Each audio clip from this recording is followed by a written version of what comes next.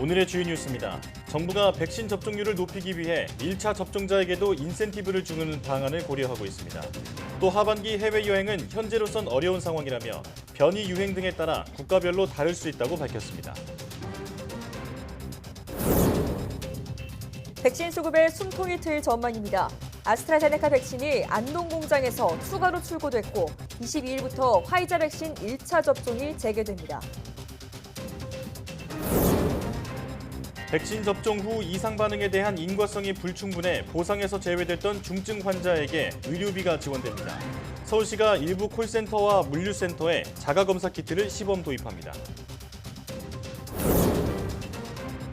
영국 보건장관이 옥스퍼드 대학의 연구 결과를 근거로 백신이 인도 변이 바이러스에 효과가 있을 것이라고 밝혔습니다. 방역 모범 사례로 꼽히는 타이완에서 확진자가 급증했습니다.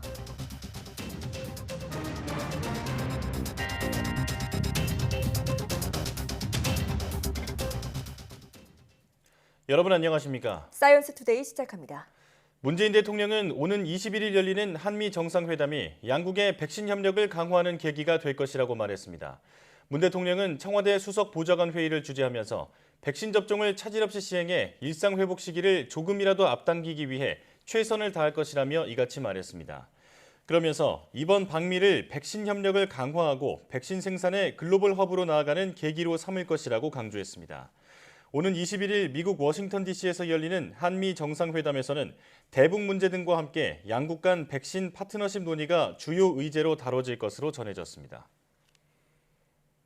정부가 코로나19 백신 접종률을 높이기 위해 1차 접종만 마친 사람에게도 인센티브를 부여하는 방안을 고려 중이라고 밝혔습니다. 손영래 중앙사고수습본부 사회전략반장은 본격적으로 인센티브를 고려하기엔 우리나라의 접종자 수가 많지 않지만 여러 방안을 논의 중이라며 이같이 말했습니다. 정부는 현재 접종자에게 5인 이상 사적 모임 금지 조항을 풀어주거나 영업시간 제한에 예외를 두는 방안 등을 검토하고 있으나 세부적으로 확정된 내용은 아직 없는 것으로 알려졌습니다. 현재 시행 중인 접종 완료자 인센티브로는 확진자 접촉 또는 해외 입국 시 자가격리 면제 방안 등이 있습니다. 코로나19 백신 접종 이후 중증 이상 반응이 발생했으나 인과성 근거가 불충분하다는 이유로 보상에서 제외된 중증 환자에 대해 의료비 지원이 시작됐습니다. 이에 따라 17일 기준 소급 적용을 포함해 의료비 지원 대상자로 확인된 사람은 6명입니다. 지원금은 1인당 최대 1,000만 원이며 이전 접종자에게도 소급 적용됩니다. 지원 대상자는 접종자나 보호자가 주소지 관할 보건소에 지원을 신청하면 지자체의 기초조사를 거쳐 피해조사반이나 피해보상 전문위원회가 선정합니다. 인과성이 인정되기 어려운 사례 중에서도 백신보다 다른 이유에 의한 경우이거나 명백히 인과성이 없는 경우는 지원 대상에 해당하지 않습니다. 서울시가 관내 일부 콜센터와 물류센터에서 코로나19 자가검사 키트 도입 시범 사업을 시작했습니다. 이번 시범 사업은 다음 달 18일까지 5주간 진행되며 서울시는 고위험시설 시범 사업으로 효과성을 평가한 뒤 다양한 활용 여부를 검토한다는 구상입니다. 콜센터는 희망사업장 291곳에 25,516명이 대상으로 시내 콜센터 동사자의 36%에 해당합니다. 대상자들은 미리 배부받은 자가검사 키트로 주 1회 자택에서 검사하며 검사 결과 음성이면 출근하지만 양성인 경우 보건소에서 PCR 방식의 정식 검사를 받아야 합니다. 홍남기 부총리 겸 기획재정부 장관이 세계적인 인플레이션 우려와 외국인 자금 흐름 변동 등 잠재적 대외 위험 요인들을 철저하게 관리하겠다고 밝혔습니다.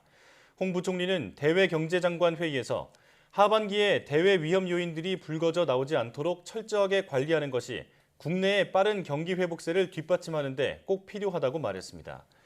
또 한국 경제가 뚜렷한 회복세를 보인다며 더 강한 회복을 위해 다음 달 하반기 경제정책 방향을 수립하고 해외 수주 보강 대책도 마련하겠다고 덧붙였습니다.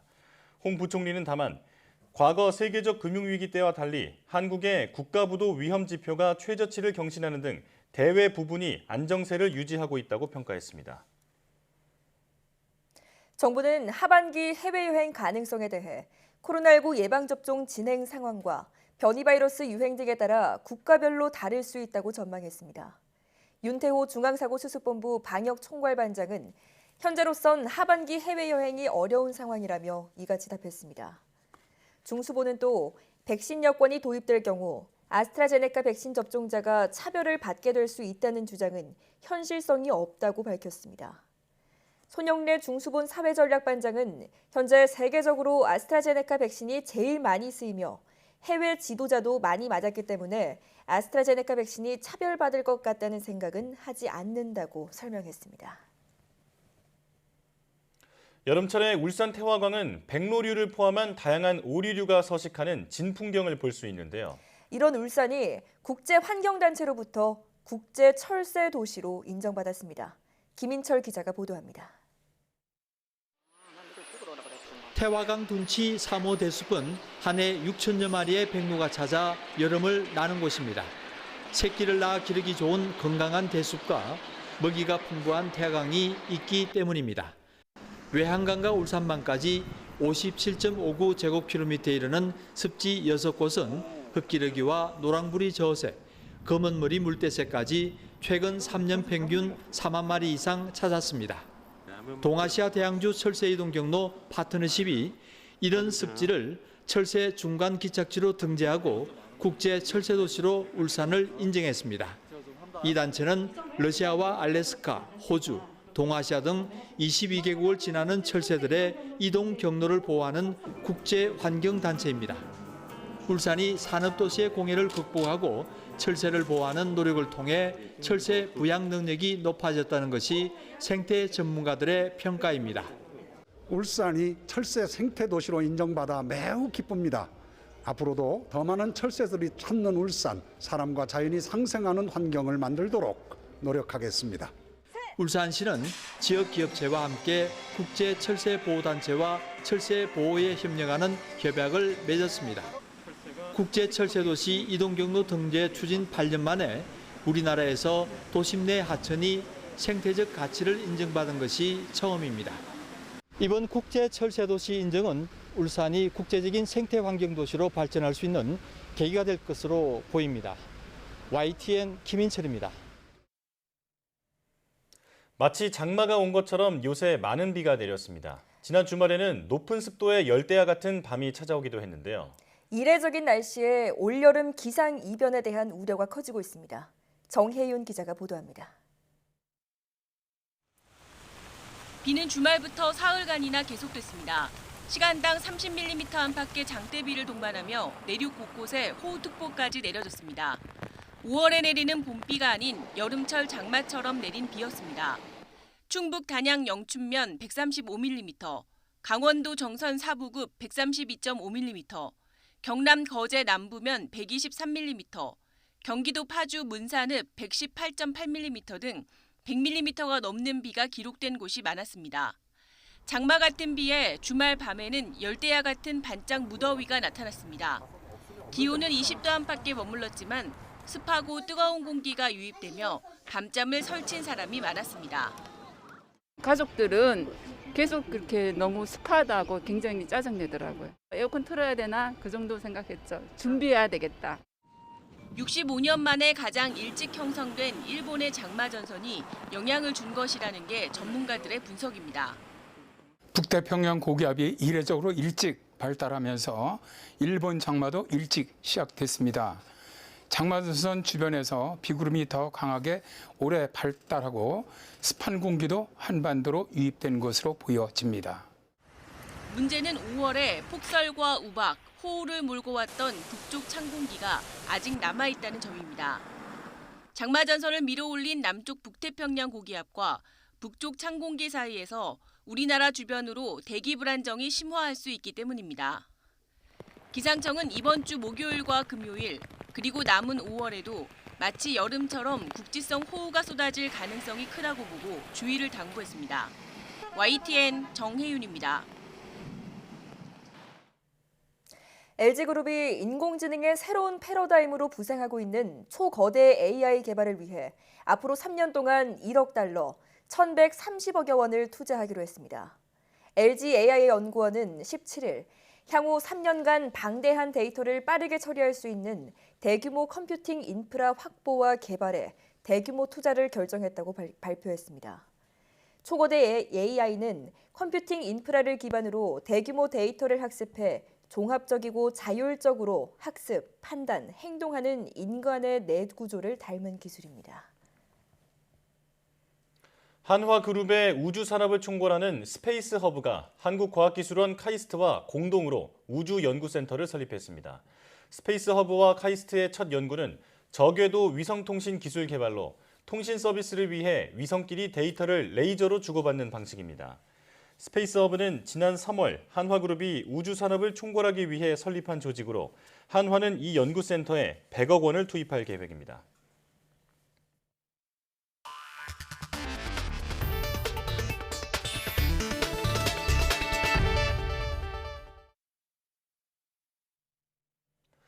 코로나19 백신 접종자의 경우 마스크를 쓰지 않아도 되도록 한 미국 질병통제예방센터 CDC의 결정이 발표 전날 밤에야 백악관에 전해질 정도로 비밀리에 진행됐다고 워싱턴 포스트가 보도했습니다. 트럼프 행정부 시절 봐왔던 정치적 개입을 막고 과학과 자료에 근거한 결정을 위해서였다고 밝혔는데요. 하지만 준비 없이 갑작스럽게 지침을 변경해 혼란을 키웠다는 지적이 나오고 있습니다. 이동헌 기자의 보도입니다.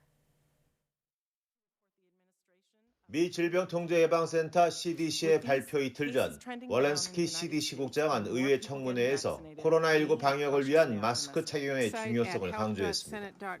Even with this powerful tool, while we continue to have community transmission, we must also maintain public health measures we know will prevent the spread of this virus. Mask, hygiene, hand hygiene, and physical distancing. 하지만 CDC는 전날인 10일 저녁부터 백신 접종자에게 적용할 방역 지침 변경을 심도 있게 검토하기 시작했다고 워싱턴 포스트가 보도했습니다. 자료와 통계 분석을 통해 백신 접종자는 마스크를 벗을 수 있도록 한 새 지침이 마련되자 CDC는 발표 전날인 12일 저녁에야 백악관에 이를 알렸습니다. 백악관이 분주하게 움직이기 시작했고 바이든 대통령은 발표 당일 아침에 보고를 받은 것으로 전해졌습니다. Today is a great day for America in our long battle with coronavirus. CDC의 자유로운 결정을 위해 트럼프 행정부 때와 달리 개입하지 않겠다는 바이든 행정부의 지침에 따른 것이지만 중요한 결정을 너무 늦게 알려준 데 대한 불만의 목소리가 백악관 내에서 나오고 있습니다. 또 백신 접종자와 미접종자를 구분할 방법이 없어 마스크 착용 여부를 개인의 양심에 맡길 수밖에 없는 상황에 대한 우려가 커지고 있습니다. 바이든 비판론자들은 송유관 해킹과 이스라엘 사태 등으로 어수선한 시기에 현 행정부에게 유리한 발표가 갑작스레 나온 것에 의혹을 제기하고 있습니다. CDC는 과학과 데이터에 근거한 결정이라고 강변하고 있지만 혼란은 계속될 것으로 보입니다. YTN 이동원입니다. 영국 정부가 빠른 속도로 확산하는 인도발 코로나19 변이 바이러스에도 백신이 효과가 있을 것이라고 자신했습니다. 맷 행콕 보건부 장관은 현지 시간 16일 스카이뉴스, BBC 방송 등에 출연해 옥스퍼드 대학이 제공한 초기 연구 결과를 근거로 이같이 말했습니다. 그러면서 기존 바이러스보다 전파력이 높은 인도발 변이가 주류로 자리 잡을 가능성이 높다며 아직 백신을 맞지 않은 사람들에게 접종을 당부했습니다. 성인 인구의 69%가 코로나19 백신 1차 접종을 마친 영국은 지난 3월부터 5주 간격을 두고 4단계에 걸쳐 서서히 봉쇄 조치를 완화하고 있습니다. 현지 시간 17일 월요일부터는 식당과 술집이 실내 영업을 재개하고 극장, 호텔이 손님을 받을 수 있으며 제한된 국가로 해외여행도 가능한 3단계에 들어갔습니다. 코로나19 사망자가 매일 수천 명씩 발생하는 인도에서 시신을 겐지스강에 떠내려 보내는 일이 늘면서 관계 당국이 골머리를 앓고 있습니다. 해당 지역 주 정부는 주민들에게 화장 비용 지원을 약속하는 한편 겐지스 강가 시신 매장도 금지한다고 밝혔습니다. 박상남 기자의 보도입니다. 인도 북부 겐지스강을 따라 시신을 화장하는 의식이 끊임없이 이어지고 있습니다. 겐지스 강가에서 시신을 화장해 유골과 재를 강으로 흘려보내는 것은 인도 힌두교인들의 오랜 관습입니다. 하지만 최근엔 코로나 사망자가 급증하면서 시신을 화장도 하지 않고 그대로 강으로 떠내려 보내는 일이 드물지 않은 것으로 알려졌습니다. 희생자 폭증으로 화장 비용이 치솟은 것이 한 원인으로 지적됩니다. 이렇게 되자 현지 주정부는 화장 비용 지원을 발표하는 한편 경찰을 동원해 단속에 나섰습니다. ये पेट्रोलिंग हम लोग कर रहे हैं कि कोई भी लाश बाहर से जो दह के आ रहे हैं उसको देख रहे हैं। देखने के बाद अगर मिलता है तो उसको दाह संस्कार करते हैं। विधिवत जो होता है उस तरह से हम लोग दाह संस्कार कर रहे हैं। 하지만 종교에 따라서는 강가 모래 속에 시신을 매장하는 관습을 가진 사람들이 적지 않다는 게 문제입니다. 현지 불교 신자들은 화장과 매장 가운데 한 가지를 선택해 장례의식을 치릅니다.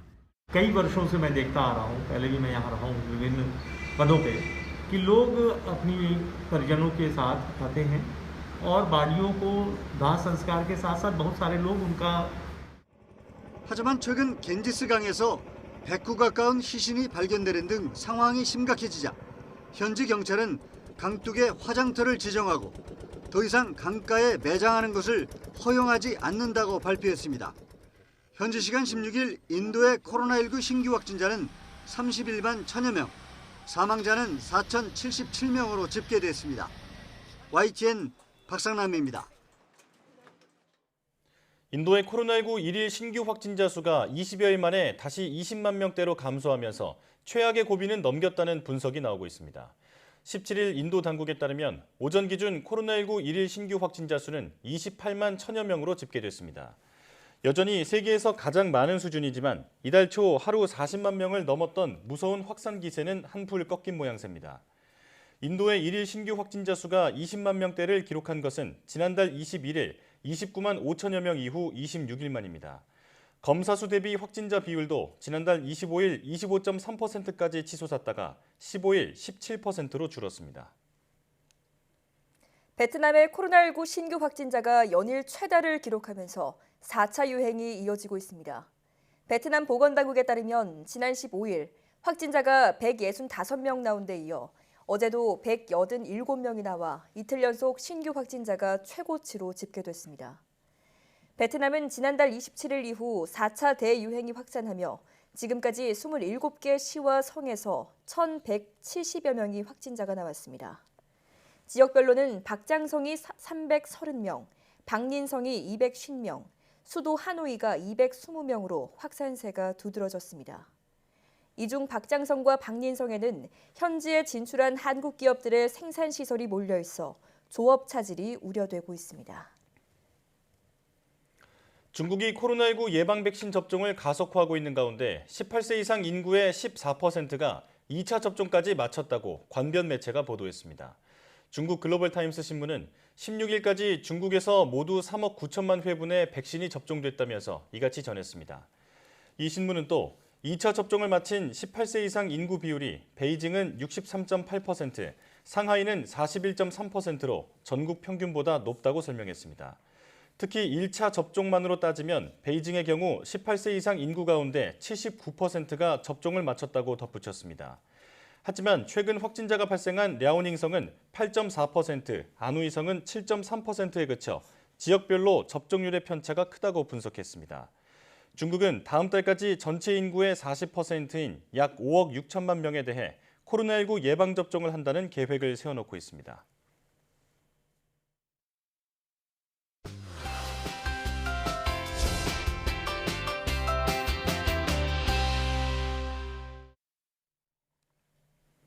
친화력이 높고 머리가 좋은 앵무새는 평균 수명도 길어 최근 반려동물로 주목받고 있습니다.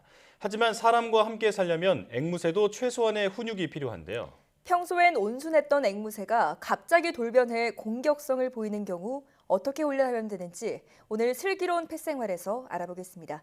지금 바로 화면으로 만나보시죠. 작고 귀여운 오늘의 주인공. 넘치는 끼, 영특하고 재주 많은 새. 바로 앵무새 패치인데요. 하지만 사납게 돌변해 사람을 공격하는 두 얼굴의 앵무새 패치. 특이하게도 남자 보호자만 공격한다는데요. 앵무새의 공격성을 낮추는 법, 슬기로운 펫생활에서 알아봅니다. 오늘의 주인공이 사는 경기도 용인시. 안녕하세요. 네. 집 안에 들어서자 깜찍한 앵무새 패치가 제작진을 반겨줍니다. 춤추는 거 한번 보여드릴게요.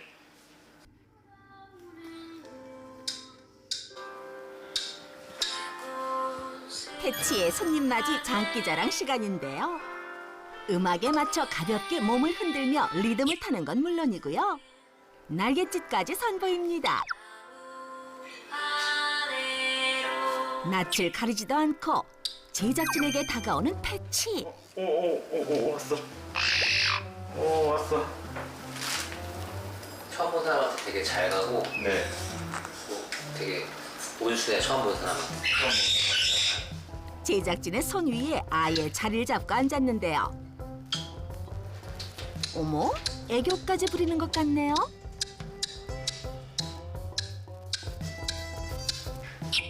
그런 패치의 모습에 제작진도 홀라당 마음을 빼앗겨버린 것 같습니다.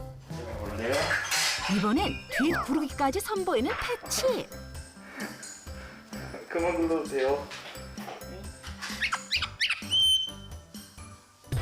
바로 그때 자신을 지켜보던 남자 보호자와 눈이 마주친 패치. 뭔가가 마음에 들지 않았는지 갑자기 남자 보호자를 공격하기 시작합니다. 주로 남편을 공격하는데 물면 또 세게 무니까 보통 이렇게 TV에 문제 앵무새로 나와가지고 무는 애들 그거랑 좀 달라요. 훨씬 세요, 패치가.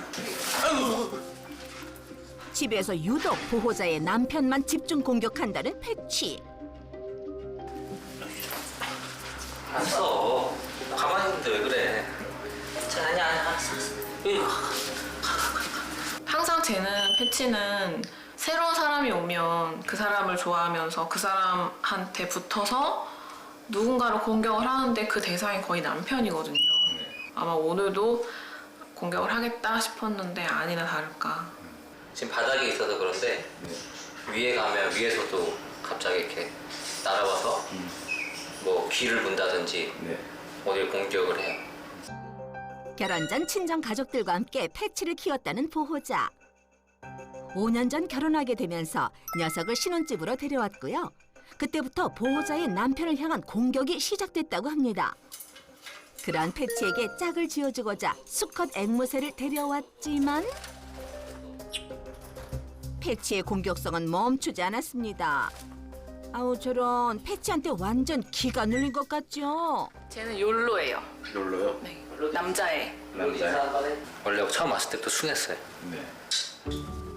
공격적인 패치와는 달리 평소 보호자를 잘 따른다는 욜로. 욜로 무서워요. 하지만 그런 욜로가 못마땅한 건지 패치는 수시로 욜로에게 위협과 공격을 가한다는데요. 욜로는 그런 패치를 피하기 바쁩니다. 집안에서 늘 제멋대로라는 패치. 오늘은 보호자 머리 위에서 머리카락을 마구 헤집기 시작합니다. 이게 위험한가요? 이게 위험하진 않은데 일단 아프고 머리를 잡아 당기니까. 패치는 지금 무아지경 상태인 것 같은데요. 결국 새 장으로 연행되고 맙니다. 그런다고 순순히 굴복할 패치가 아니죠. 재빨리 탈출하는데요. 나와요.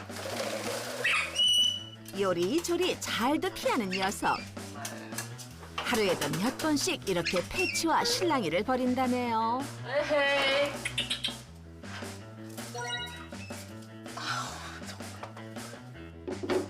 의자를 가져오고 나서야 겨우겨우 패치 잡기에 성공한 보호자.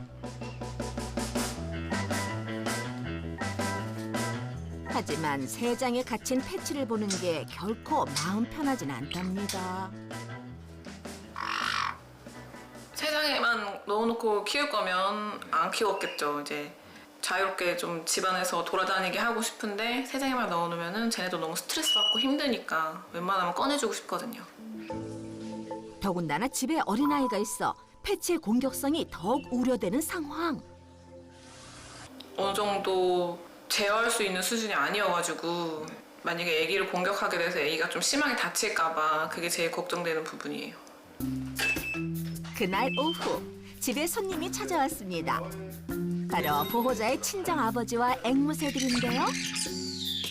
보호자의 아버지에겐 순하디 순한 패치. 누가 그랬어? 응? 누가? 우리는 처음부터 어렸을 때부터 같이 있었으니까 애들하고는 안 친해요. 싸워요. 어찌된 영문인지 다른 앵무새의 눈치를 보던 패치 자리를 피해버리고 마는데요. 그런데 갑자기 남자 보호자를 향해 달려드는 패치. 말릴 틈도 없이 공격을 퍼붓는데요. 아우 저런 보호자의 눈추위를 물어버렸네요. 진짜 아빠가 있어서 더 그래. 응? 데리고 절로 가. 사고를 치고도 위풍당당한 녀석. 하마터면 큰 부상으로 이어질 뻔한 아찔한 순간이었습니다. 아빠. 공격 후에도 좀처럼 흥분을 가라앉히지 못하는 패치. 과연 녀석을 이대로 둬도 괜찮을까요? 이제 아기가 걸어다니고 돌아다니기 시작하면은 그것도 힘들어지니까 이제 그때 되면 어떻게 해야 될지 그게 좀 고민이에요. 패치를 구원해줄 그분이 왔습니다. 네. 안녕하세요. 네, 안녕하세요. 감사합니다. 패치와 처음 만난 심용주 전문가. 미리 챙겨온 간식으로 녀석에게 인사를 건네보는데요. 너네는 상황이 어떠니?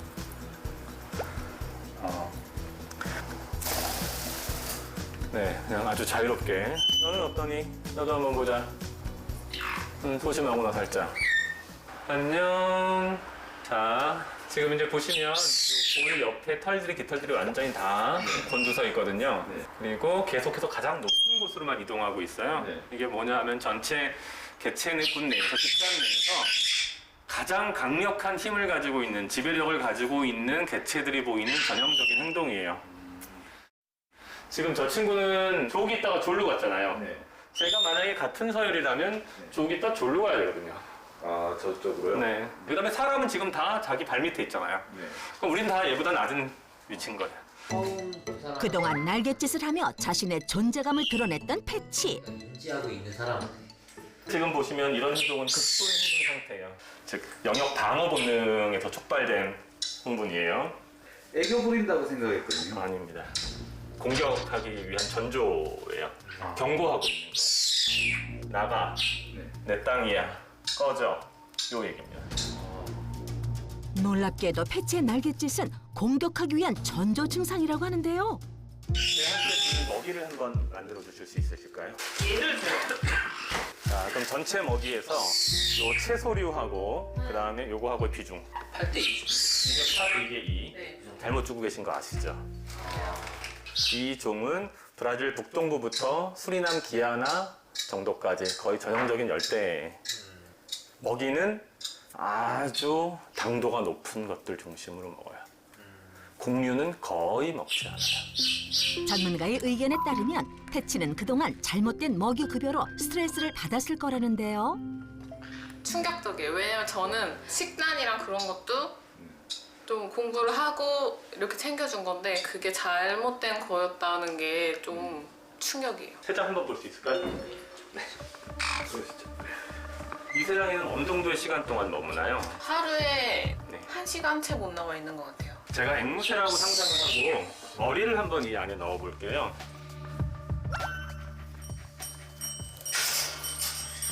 날라야 되는데 날 수가 없어요. 한 번만 머리를 죄송하지만 넣어 보시겠어요? 저처럼? 새라고 생각하시고 한번 뭐가 많죠? 실제로는 이 안에서는 비행이 거의 불가능해요. 여기서 만약에 20여 시간을 있게 되면 답답한. 세장에서도 패치가 자유로울 수 있도록 불필요한 장식품을 제거해 줍니다. 평소 수컷 앵무새인 욜로를 괴롭혀온 패치. 마찬가지로 보호자의 남편에게도 갑자기 공격성을 보여 가족들을 힘들게 했는데요. 물면 야 너거나 물었어? 오케이 넌 타임 아웃. 들어가서 이제 너 혼자야. 이게 잘 안 돼요. 눈에 뵈는 게 없게 되는 거예요. 나 이런 새야. 너네가 감히. 현재 상황을 그대로 가면 아기, 그다음에 남편분 더 심한 부상 입을 거예요. 가족의 안전을 위해서라도 패치의 공격성을 낮추기 위한 노력이 필요한 상황. 현재 상황을 개선할 수 있는 가장 좋은 방법은 누군가의 지시가 없이는 또는 허락이 없이는 마음대로 이 안을 비집고 다니지 못하도록 제한해줘야 돼요. 첫 번째는 윙 트리밍이에요. 패치를 위해 윙 트리밍, 즉 날개 손질이 필요하다는데요. 여기 보시면 이제 플라이트 피더라고 해서 이 비행우가 이렇게 있거든요. 괜찮아. 자, 3개만 하나, 잘하세요. 됐어. 자, 이제 3개를 잘랐고 여전히 잘 나를 거예요. 근데 자기는 알아요. 뭔가가 예전 같지 않다는 거를. 패치 조금 당황한 눈치죠? 두 번째는 전석한테 이제 저희가 통상 오베이던스 트레이닝이라고 해서 명령하고 복종하는, 그다음에 나의 말을 따르도록 하는 기본적인 아주 기초적인 훈련을 하려고 해요. 위로. 잘했어. 팔은 항상 L자로. 이렇게 되면 타고 위로 올라오게 돼요. 불안하니까. 위로. 위로. 와, 패치 정말 잘하죠? 이번엔 보호자가 직접 해볼 차례. 위로. 옳지. 아이고 잘했어. 명령을 척척 알아듣는 패치. 아이고 잘했어. 이런 식으로 하시면 되고요. 남편분께는 제가 안 시킬게요. 지금 공격성이 좀 네, 있어서 네, 아직은 할 상황은 아니에요. 좀 차분해지면 네. 위로. 옳지. 패치의 공격성을 줄이는 방법 정리해볼까요? 우선 곡물보다 채소를 충분히 먹을 수 있게 해주고요. 세장에서 좀 더 자유로울 수 있도록 내부 공간을 확보함과 동시에 패치의 행동을 제한할 수 있는 윙 트리밍과 기초 훈련을 꾸준히 해주는 게 중요합니다. 되게 유익했던 것 같아요. 제가 알고 있었던 거랑 많이 다른 내용을 들어서 좀 충격적이기도 한데 이제라도 좀 알아서 다행이고, 그렇게 잘 따라서 이제 훈련을 하다 보면 좋아질 거라는 느낌이 들어요. 오냐 그래 너가 원하는 대로 해라가 항상 좋지는 않습니다. 그 이제 어쩔 수 없이 사람하고 같이 사는 상황에서 사람하고 오랫동안 좋은 관계를 유지하기 위해서는 앵무새에게도 최소한의 훈육이 필요하다라는 말씀을 조심스럽게 드리고 싶습니다. 평소엔 온순하지만 갑자기 돌변해 공격성을 보여온 앵무새 패치. 앞으로 훈련 꾸준히 해서 가족들과 행복하게 살길 바랄게.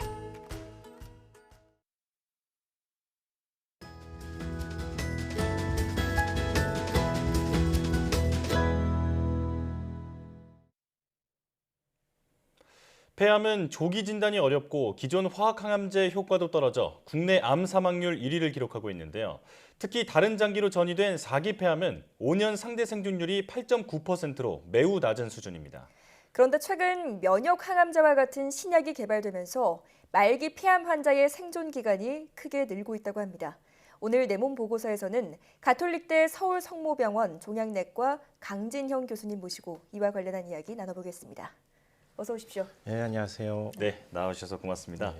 자, 올해 초 발표된 국가 암 등록 통계를 보니까 폐암은 여전히 다른 암에 비해서 5년 상대 생존율이 상당히 낮은 편이더라고요. 우선 국내 폐암의 현황 그리고 5년 상대 생존율에 대해서 설명해 주시죠. 예, 국가암정보센터에 따르면 한 해 28,628명이 폐암을 진단받아서 위, 갑상선암에 이어서 폐암 발병률은 3위로 나타났습니다. 네. 반면 한 해 18,574명이 폐암으로 사망해서 암 사망률 1위, 부동의 1위를 차지하고 있고요. 네. 통계학적으로 30분 안에 한 명씩 폐암으로 사망하는 셈이기 때문에 지난 10년간 국내 암 사망률 1위를 기록하고 있습니다. 예. 자, 5년 상대 생존율도 설명해 주시죠. 예, 5년 상대 생존율은 일반인과 비교해서 암 환자가 5년 동안 생존할 확률로서요. 일반적으로 장기 생존자를 의미합니다. 예. 그래서 올해 1월에 발표된 국가암 등록 통계 자료에 따르면 폐암의 5년 상대 생존율은 32.4%로 갑상선, 전립선, 유방암 등 5년 상대 생존율이 90%를 상회하는 다른 암종하고 비교하면 5년 동안 생존할 확률이 매우 낮은 편이죠. 그렇군요. 말씀하신 것처럼 폐암이 다른 암에 비해서 유독 사망률이 높은 이유는 무엇인가요? 예, 국내 폐암 환자의 절반가량이 4기 전이성 폐암 환자로 진단받게 됩니다. 네. 이 4기 전이성 폐암 환자의 5년 상대 생존율은 8.9%. 이것은 4기 전이성 폐암 환자의 10명 중에 9명 이상이 5년 내에 사망한다는 뜻이거든요. 예. 그러니까 폐암의 사망률은 이게 높은 것은 조기 발견이 어렵기 때문입니다. 네. 특별한 자각 증상이 거의 없이 그렇기 때문에 진단이 어렵고요. 암을 발견했을 때는 이미 암이 먼 곳으로 퍼진 진행된 경우가 많아서 치료의 옵션이 역시 제한적인 것이 중요한 원인입니다. 예. 그러니까 나도 모르게 병을 키우는 경우가 많다는 건데요. 그래서 치료 옵션도 제한적이라고 말씀하셨는데 그렇다면 이미 다른 장기로 전이된 말기 폐암 환자들은 어떤 치료를 받을 수 있나요? 예, 폐암을 진단받게 되면 먼저 유전자 검사를 실시해서 유전자 변이가 있는 경우 대개 한 40% 정도에 해당하는데요. 네. 표적 치료제를 선택하게 됩니다. 네. 그런데 이제 유전자 변이가 없는 나머지 60% 경우는 항암 화학요법, 기존의 요법 또는 3세대 항암 치료제로 불리우는 면역 항암제, 다시 말해서 면역 관문 억제제 치료를 실시하게 됩니다. 네. 앞서 말씀드린 대로 폐암은 4기, 그러니까 말기에 진단받는 경우가 많기 때문에 무엇보다도 진단 후에 첫 번째 항암 치료가 가장 중요하다고 말씀드릴 수 있겠습니다. 네. 실제로 4기 말기 폐암 환자 3명 중 1명이 첫 번째 치료 후에 2차 치료 후 질병이 진행됐을 때 진행하는 치료까지 이행되지 못하고 사망하거나 치료를 포기했다. 이렇게 연구 결과가 나옵니다. 네. 첫 치료는 글로벌 가이드라인이 권고하는 사항을 토대로 해서 환자의 나이, 생활 수행 능력, 동반 질환, 신장 기능, 간 기능 여러 가지를 고려해서 결정하게 됩니다. 그렇군요. 네. 이 변이의 유무에 따라서 치료 방법이 달라진다라고 말씀해 주셨는데요. 네. 앞서 잠시 언급하셨던 3세대 항암제라고 불리는 이 면역 항암제는 비교적 가장 최근에 나온 항암제잖아요. 예. 이 면역 항암제는 어떤 원리로 작용하는 겁니까? 예, 그 우리 몸에 이 면역 세포가 존재하죠. 예. 요새 뭐 많이들 유행하는데 이 T 세포라는 면역 세포가 암 세포를 공격하도록 되어 있습니다. 예. 그런데 암 세포에서는 PD-L1이라는 단백질이 나오게 됩니다. 네. 이렇게 되면 면역 세포의 수용체인 PD-1과 결합을 해서 면역 세포가 더 이상 암 세포를 공격하지 못하게 만들게 됩니다.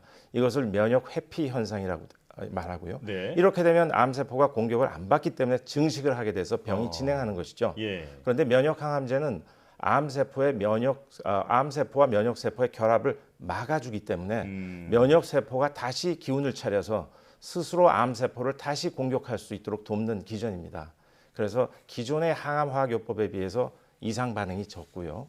환자의 삶을 유지시켜주는 아주 중요한 장점을 가지고 있습니다. 예, 우리 면역력이 스스로 암을 이겨낼 수 있도록 도와주는 치료제라는 말씀인데요. 자, 그렇다면 실제로 말기 폐암 치료에 많이 사용되고 있나요? 그럼요. 이 현재 면역 항암제 1차 치료는 이미 가이드라인, 치료에 대한 가이드라인을 통해서 4기 전이성 폐암의 표준 치료로 널리 인정받고 있습니다. 네. 그래서 국내 종양내과 의료진들은 전 세계 폐암 치료의 가이드라인격인 미국의 국가종합암 네트워크 NCCN 가이드라인을 많이 참고하게 되는데요. 예.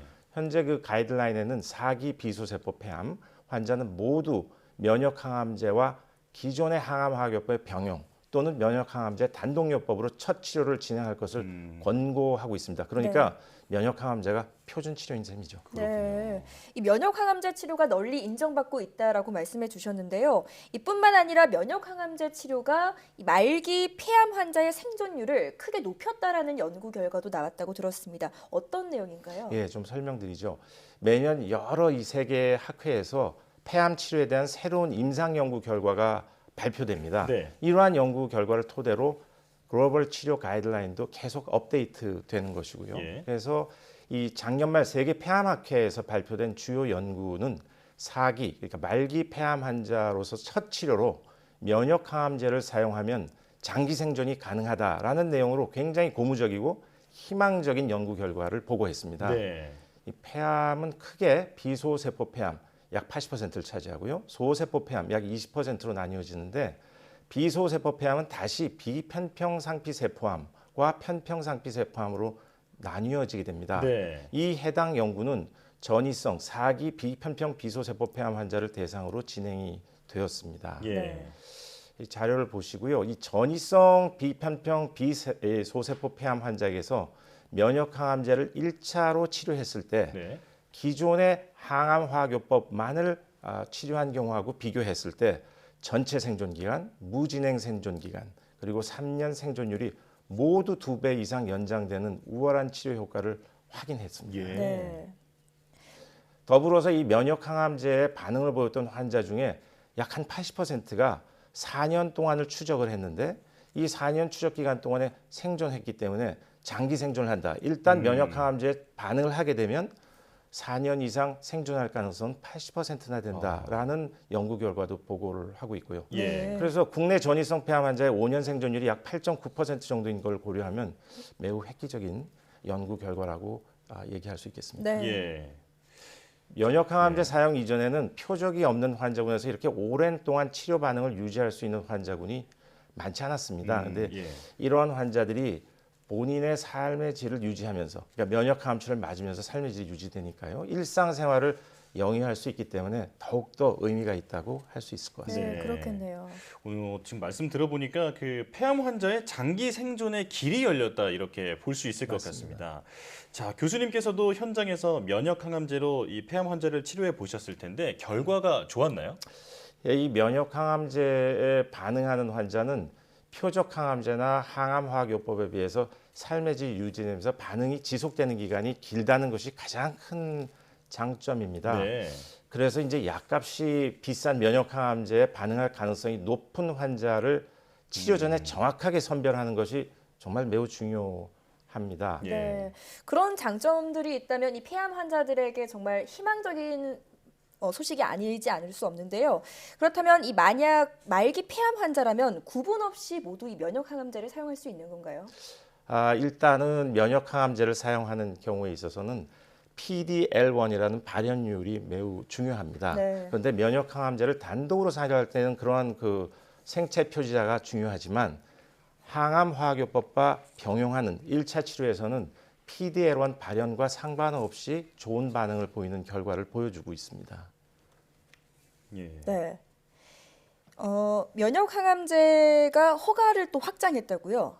예, 이 면역항암제는 대개 폐암 같은 경우에는 2차 치료제에서 현재 건강보험 급여가 되기 때문에 네. 자유롭게 사용할 수가 있죠. 예. 그런데 이제 이 1차 치료제로서는 아직까지 이 가격의 문제 때문에 네. 건강보험 급여권에 들어오지 못하고 있는 상황입니다. 예. 네. 그래서 이제 이러한 병용요법을 확장했다는 사실이 실제적으로 그림의 떡이거든요. 네. 그래서 앞으로 여러 가지 그 보험 재정이라든지 여러 가지 방법을 통해서 환자에게 접근성이 강화가 돼서 1차 치료제로서도 이런 면역항암제가 널리 사용될 수 있는 그런 길이 열렸으면 좋겠습니다. 네.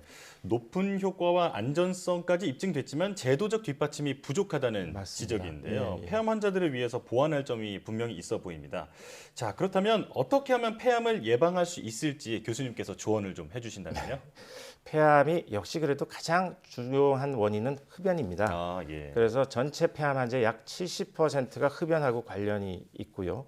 그렇기 때문에 금연을 하는 것이 폐암을 예방하는 데 가장 중요하죠. 하지만 최근에는 흡연력이 없는 여성의 폐암도 증가하고 있기 때문에 누구나 평소에 폐 건강에 대해서 관심을 가지고 정기적인 검진을 받는 것이 매우 중요합니다. 예. 네. 특히나 이제 폐암 특별한 증상이 없거나 또 가장 흔한 증상은 감기 때처럼 호흡곤란이나 기침, 혈담, 체중 감소 등이 있기 때문에 이러한 증상이 나타나면 이미 암이 진행된 경우가 있어서 대다수가 증상 없이 건강검진이나 다른 병의 검사에서 우연히 발견되는 경우도 있습니다. 예. 그래서 별다른 증상이 없어도 정기 검진을 받는 것이 매우 중요하다라고 다시 한번 강조하고 싶고요. 네. 2019년부터 국가암 검진 사업에 폐암 검진이 새롭게 추가가 되었습니다. 예. 네. 그래서 검진 대상은 30감년 동안 이 흡연력을 가진 장기간의 흡연력 환자, 그다음에 54세에서 74세 고령 환자 중에서 이 고위험군 환자라면 잊어버리지 말고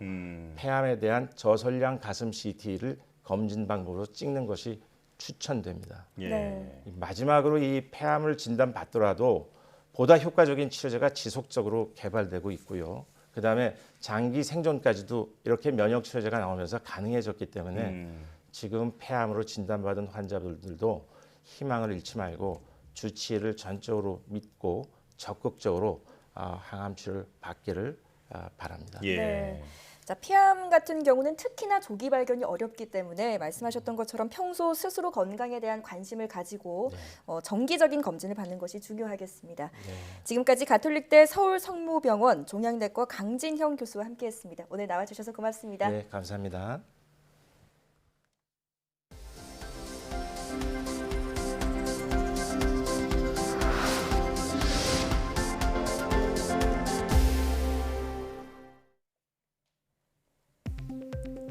조현병과 조울증 등 정신질환 치료에 널리 사용되는 약물이 부작용으로 비만을 일으키는 원리가 규명됐습니다. 카이스트 손종우 교수 연구팀은 생쥐 실험 결과 항정신병제인 리스페리돈이 뇌에서 식욕을 억제하는 물질과 반응하는 수용체 개수를 줄여 비만을 유도한다고 밝혔습니다. 연구팀은 리스페리돈과 식욕 억제제를 함께 투여하면 항정신병 효과를 유지하면서도 비만이 예방되는 것을 확인했다고 설명했습니다. 당뇨 환자가 흡연하면 노인성 난청이 생길 위험이 2배 높아진다는 연구 결과가 나왔습니다. 연세대 의대 정진세 배성훈 교수팀은 3만 3천여 명의 건강 자료를 분석한 결과 흡연하는 당뇨 환자의 노인성 난청 발생 위험은 당뇨가 없는 비흡연자보다 1.89배 높았다고 밝혔습니다. 다만 당뇨 환자가 과거에 흡연 이력이 있더라도 현재 담배를 피우지 않는다면 노인성 난청이 발생할 위험은 커지지 않는 것으로 나타났습니다. 신부전이 암보다 우울증을 유발할 위험이 더 크다는 연구 결과가 나왔습니다. 독일 브레머하펜 의료센터 연구팀은 신부전 환자 9만여 명과 암 환자 6만여 명의 자료를 분석한 결과 신부전 환자의 우울증 진단 확률은 암 환자 평균보다 20% 높은 것으로 나타났다고 밝혔습니다. 신부전 환자는 진단 후 5년 안에 우울증에 걸릴 확률이 23%였으며 암 환자의 경우 유방암 환자가 26%로 가장 높았고 전립선암 환자는 15% 등이었습니다. 연구팀은 신부전 환자와 암 환자는 피로와 운동기능 손상 등으로 일상생활에 제한이 생겨 우울증이 온 것으로 보인다고 설명했습니다. 국내 연구진이 가습기 살균제를 흡입한 쥐에서 천식과 유사한 증상이 나타나는 것을 확인했습니다. 안전성평가연구소 이규홍 박사팀은 실험 쥐의 기도에 가습기 살균제 성분인 폴리헥사메틸렌 구아니딘, 이른바 PHMG-P를 반복적으로 노출한 결과 천식이 유발됐다고 밝혔습니다. 연구팀은 혈청 분석 결과 PHMG-P로 유발된 천식은 전형적인 알레르기성 천식과는 다른 패턴을 보였다며 이번 연구를 가습기 살균제로 인한 천식 발생의 근거로 활용할 수 있을 거라고 설명했습니다.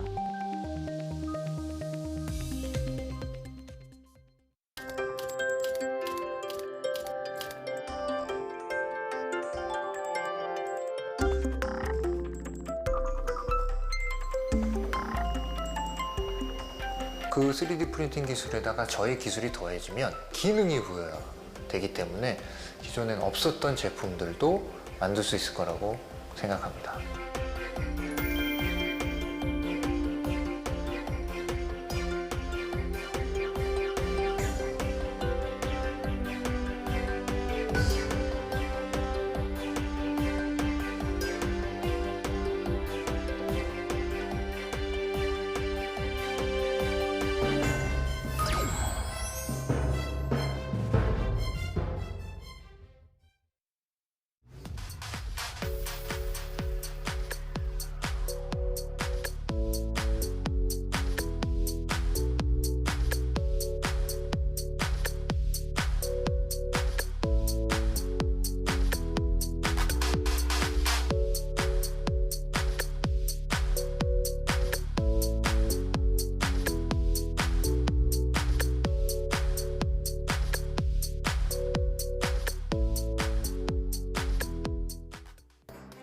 기존 3D 프린팅 기술의 한계를 극복한 새로운 스마트 잉크 기술이 혁신적인 미래 제조 기술로 주목받고 있습니다. YTN 사이언스 휴먼 다큐 브라보 K 사이언티스트에서는 다양한 산업 분야에 활용될 수 있는 새로운 3D 프린팅 기술을 개발한 3D 프린팅 공학자 설승권 연구원을 만나봅니다. 많은 시청 바랍니다. 사이언스 투데이 마칩니다. 함께해 주신 여러분 고맙습니다.